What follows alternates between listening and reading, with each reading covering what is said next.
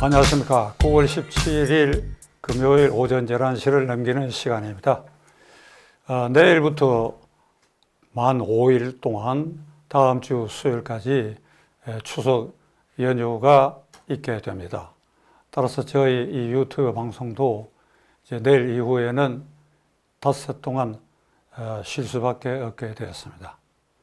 이제 우리 국가적 국민적 명절인 한가위를 맞이해서 옛날부터 전해오는 말, 오늘 한가위만 같아라, 오늘 하루 한가위만 같아라 라는 말이 있듯이 태평성 때 국태민안, 풍성한 추수계절 이런 걸 상징하고 그래야 서로의 민심을 도탁게 하는 이런 우리 전통이 아직도 보이지 않는 곳에서 많이 남아있다고 생각합니다. 어떻게 보면 이 긴 추석 기간 동안에 헌법상 제1기관인 국민 여러분과 제가 이 170일 남은 대통령 선거를 앞두고 우리가 유권자로서 주권 재민의 주체인 국민으로서 이 170 이후에 있을 내년 3월 대통령 선거를 어떤 시각에서 바라보고 결단해야 할 것인가 하는 것을 조용히 생각하는 그런 시간이 되기를 저는 기원에 맞이 않습니다. 일찍이 링컨이 말했다고 하지요. 한 나라의 정권, 한 나라의 지도자는 그 국민 수준의 눈높이를 절대 벗어나지 않는다. 국민 수준의 그 높이에서 지도자도 정권도 결정된다. 이런 말을 했습니다. 그러면 그 국민의 눈높이라고 한 것은 결국 대한민국이라는 국가의 힘, 국력, 국격, 이것이 기준이 될 텐데 현재의 대한민국의 국격, 국력 이것이 서방 세계에서 어떤 평가를 받고 있느냐. 그러니까 외교, 군사 면에 있어서 G7 국가는 이제 미국, 캐나다, 일본, 이태리, 영국, 프랑스, 독일 이렇게 7개 국가인데 그 외에 경제력에서 1인당 국민소득이 3만 불이 넘고 인구에 있어서 5천만이 넘고 그리고 무엇보다도 자유민주 체제를 지키면서 언론 자유의 창달을 보장하고 있는 그 그레이트 세븐 여기에 대한민국이 지금 들어가 있습니다. 미국, 일본, 이태리, 영국, 프랑스, 독일 그리고 대한민국. 그렇다 그러면 서방 세계의 평가대로 한다면 우리는 당당히 이를테면 경제력, 인구면, 자유민주 체제를 지키는 면 이런 면에 있어서 아주 1등 국가의 이 평판을 받게 되고 거기에 올라서 있습니다. 그 점은 우리가 자부심을 가져야 합니다.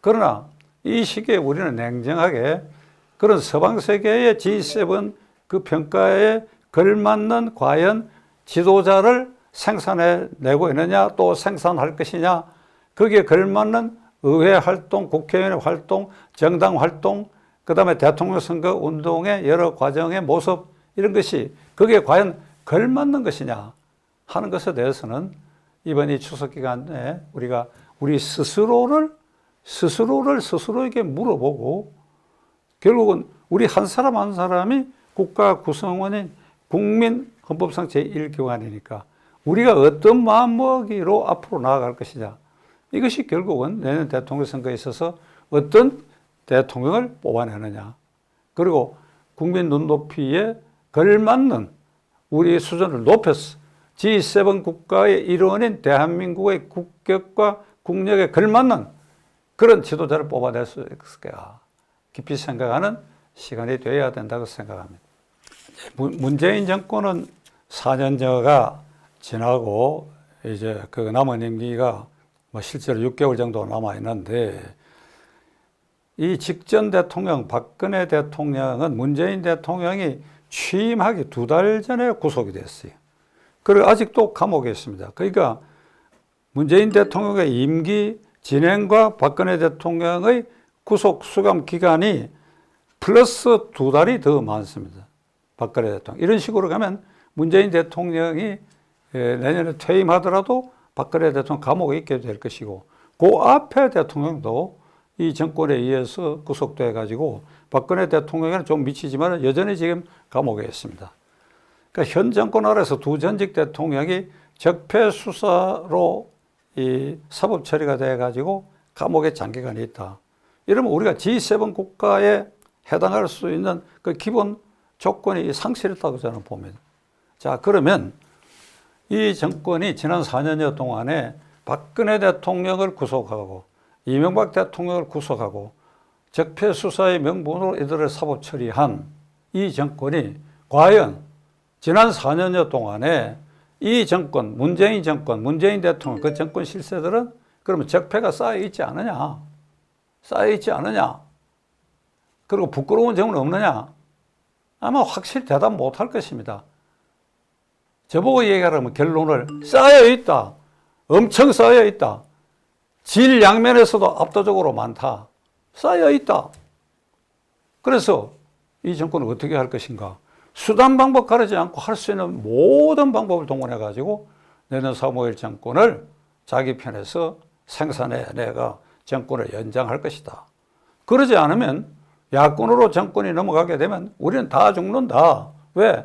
그동안에 쌓인 적폐가 박근혜, 이명박 시대보다 더 월등히 많으니까. 그래서 문재인 정권은 첫째로 국회를 거의 180석을 장악해가지고 못할 짓이 없이 해온 거 우리가 지금 현재 목격하고 있습니다. 이달 말에 추석 연휴가 지나고 나면 이른바 언론중재법을 그냥 그대로 통과시킬 태세입니다. 그러니까 UN 인권위원회, 전 세계 인권단체, 심지어는 미 국무성 인권 담당관까지도 그 왜 이렇게 하느냐라고 나무라고 했는데도 조금도 여기에 흔들리지 않고 그냥 그대로 밀어붙일 각오인데 저는 이렇게 생각합니다. 한번 이 폭주하는 권력이 이게 분출하기 시작하면 제동을 걸 사람이 없게 돼요. 그 자유당 말기 우리가 목격하지 않았습니까? 제가 여러 번 얘기했지요. 58년 12월 24일 언론법 파동, 대통령 선거 1년 3개월 앞두고 한 그 언론법 파동에 국가보안법을 개정해서 언론 옥죄하는 거 제대로 써보지도 못하고 민심 위반대가 정권을 놓치고 그 정권 당사자들은 이게 혁명재판에 의해서 처형도 당하고 그랬지 않습니까? 그러니까 이 폭주하는 권력은 제동장치가 없기 마련이에요. 자기들에게 이 불행이라고 하는 것을 지금 깨닫지 못하고 있는 거예요. 그 다음에 지난 4년 동안에 쌓인 적폐에 대해서 이 더럽고 그늘지고 어두운 이 적폐 치부를 덮는데 일단 성공하고 있어요. 많지만은 대표적으로 울산시장 부재자 선거 사건은 그 대통령이 직접 개입되어 있다는 게 공소장에 나와 있는데 기소된 지 지금 3년이 넘었어요. 2018년 6월에 선출된 송철호 울산시장이 내년 6월이면 임기를 다 채우게 되는데 그 임기를 다 채우는 동안에도 재판이 지금 오늘 현재까지 사실심리에도 들어가지 못하고 있어요.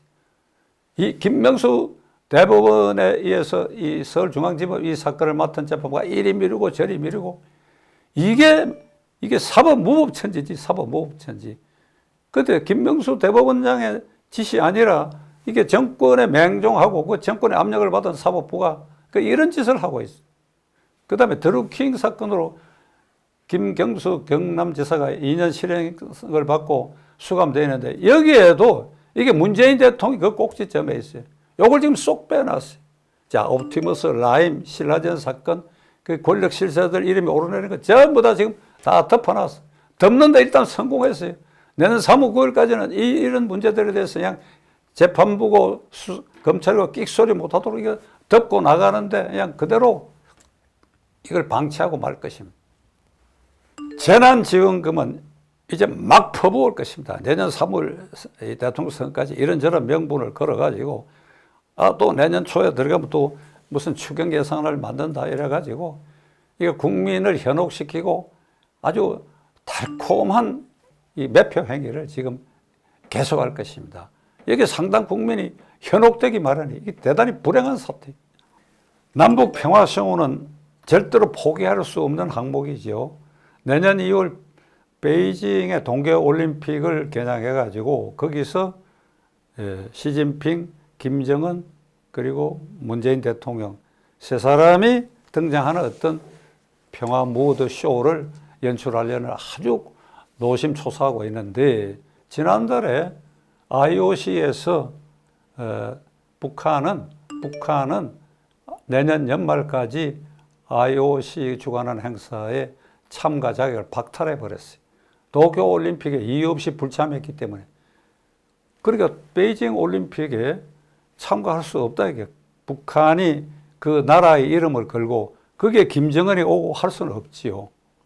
그러니까 이 부분은 무산이 됐는데 나머지 한 가닥 11월 중으로 프란치스코 교황이 평양을 방문한다는 설이 있어요. 설이. 아직 공식으로 확정된 건 아닌데 아마 이 정권은 제가 듣기로는 거기에 공을 들이고 있는 것 같아요. 그 프란치스코 교황이 교구는 서울대교구가 평양 교구 서울대교구장이 평양 교구장을 개마하고 자동으로 개마하고 있지만 거기는 신자도 없고 성당도 없고 신부도 없고 순교도 없는 그곳에 프란치스코 교황이 굳이 가야 하느냐? 가서 무슨 메시지를 갖고 가느냐? 주의 평화가 평양 시민 여러분들에게 주의 평화가 김정은의 머리 위에 그 메시지를 갖고 갈 것 같으면 교황이 안 가셔야지요. 한반도의 평화를 위해서는 핵을 포기해라. 김정은에게 그 말을 하려고 한다면 가는 거 무방하지만은 그걸 제껴놔놓고 그냥 막연하게 주의 평화가 여러분과 함께 저도 천주교 신자입니다만 미사 드릴 때마다 하는 그걸 교황이 되뇌기 위해서는 가서는 안 된다. 만일 가게 된다면 문재인 대통령 길을 쓰고 따라가려고 할지도 모르고 그것이 안 된다면 판문점에서 교황이 가운데 서고 김정은, 문재인이가 양옆에 서서 또 한 번의 평화쇼를 기도하려는 그런 노력들을 물밑에서 하고 있다. 그러니까 여기 마지막 순간까지 그것은 2018년 6월 13일 지방선거를 앞두고 그 12일 싱가포르 회담에서 트럼프와 김정은이가 헛된 공약한 여기에 이 지방선거를 압승한 그 계기를 보았기 때문에 그 기억을 살려서 무슨 짓이든 지금 하려고 할 것이다. 국민들이 이걸 어떻게 바라봐야 할 것인가. 야당 옥죄기는 지금 당면에서 윤석열 후보에 대한 이른바 이게 고발 사주 사건 이게 결국 터졌는데 이게 사실은 박지원 게이트라고 봐야 하지요. 그런데 이게 허무맹랑한 트집잡이를 해가지고 문제를 침소봉대하고 있는데 눈길을 끌고 참담한 것은 이해찬 전 대표가 이 사태가 터지고 난 다음에 텔레비전에 나와가지고 이건 국기문란의 사건이다. 국기문란 사건이다. 그러니까 총공세를 하라고 공격명령을 내려가지고 이걸 아주 이 모든 이슈를 잡아먹는 이 주제로 변모시키고 말았어요.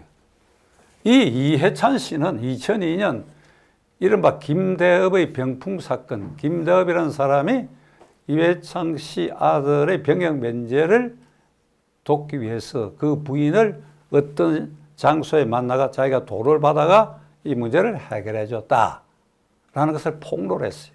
그게 그 당시 대통령 선거 보름 전입니다. 반격하고 바로잡을 시간도 없이 이 선거는 치러졌고 그래 간발의 차이로 노무현 대통령 당선됐는데 그때도 김대업의 기자회견이 있고 난 다음에 이건 국기문란 사건이라고 했어요. 이해찬 대표 입에는 국기문란 사건이 모든 게 야당 하는 짓은 다 국기문란 사건이 돼. 그러니까 이렇게 뒤집어 씌우고 있어요. 그리고 전 세계 서방 세계의 정보기관의 수장이 대통령 선거를 앞두고 거기에 의혹을 살 만한 일, 옥에도 티가 있다고 하는데 옥의 티 정도가 아니라 직접적이고 노골적으로 그 선거에 관여하는 말과 행동을 하는 이게 박지원 게이트가 되어 있는데도 이걸 문재인 대통령이 나무라지도 않고 교체할 생각도 하지 않고 그대로 이 선거까지 이제 밀고 갈 모양. 제가 몇 가지 이 정권이 대통령 선거를 앞두고 기도하고 있는 여러 사례에 대해서 간단히 말씀 드렸습니다. 이제 제가 마무리 말씀을 드리려고 합니다. 결론은 이 정권은 3월 9일 절대로 정권을 놓치지 않겠다. 놓치면 어떻게 된다 하는 걸 알기 때문에 절대로 놓치지 않겠다. 아주 여기에 이를 암다물고 이 선거에 대응할 것입니다. 그런데 불행하게도 최근에 여러 여론조사 기관의 흐름을 보면 정권 교체에 대한 민심의 여론이 정권 교체를 바라지 않고 유지되어야 된다는 여론보다도 교체 여론이 거의 20% 가까이 높아요. 그런데 정당 지지율에 있어서는 이 야당 국민의힘 당이 그냥 허우적거리고 미적거리고 이 여당의 지지율이 못할 때가 더 많이 나오고 있습니다. 그러니까 이걸 우리가 이런 불실한 야당, 이 불실한 야당에서 그 야당 이름으로 생산될 대통령 후보를 우리가 선택을 해야 할 텐데 이 불실 야당을 우리가 어떻게 대응해야 될 것인가. 저는 이 대목에서 이 추석 연휴 기간에 지금 104명의 국회의원들과 이준석 대표 등이 지방에 나가고 고향에 가고 할 것 없이 하루쯤은 추석 차례 지나고 나머지 기간은 어디서 합숙하세요. 서울 경기에서 합숙하세요. 거기서 피눈물 토하는 토론을 하고 그리고 이 대선 국민의힘 당이 어떻게 변모될 것인가. 이걸 국민이 감동을 느낄 정도로 그걸 합숙해서 그래서 어떤 결론을 내는 그런 방법을 찾기를 충고해 마지 않습니다. 내년 대통령 선거가 정권 교체에 실패한다면 그 책임은 국민인 우리가 온전히 부담해야 합니다. 누구를 탓하겠습니까? 야당을 탓하겠습니까? 야당 후보를 탓하겠습니까? 그렇다면 우리가 앞으로 이 170일 남은 기간 동안에 어떻게 해야 할 것인가? 각자의 입장에서 무엇을 해야 할 것인가? 광화문은 막혀 있다. 그러나 밑으로는 뚫려 있다. 그럼 우리는 어떻게 해야 할 것인가? 이 민심 분출의 계기를 우리는 어떻게 하면 마련할 수 있을 것인가? 이런 것을 노심초사하는 추석 연휴 기간이 되기를 간절히 빌어마지 않습니다. 끝으로 이 추석 연휴 기간을 지나면서 국태민안하고 그리고 풍성한 가을 맞이를 계기로 해갖고 이 땅에 하나님의 큰 은혜, 축복이 내리기를 간절히 기원해 마지 않습니다. 장황한 말씀이 되는데 끝까지 시청해 주셔서 감사드립니다. 감사합니다.